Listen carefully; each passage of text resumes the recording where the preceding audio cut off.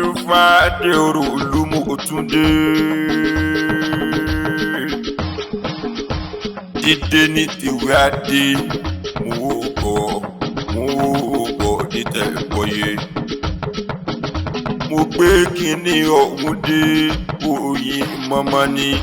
kí tẹ̀rù tọmọ kó wá mọ́ tọ́lá ẹ̀gbọ́n náà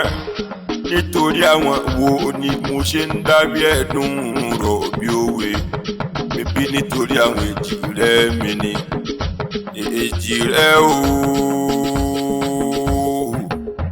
oyè là kí ọgbà ọmọ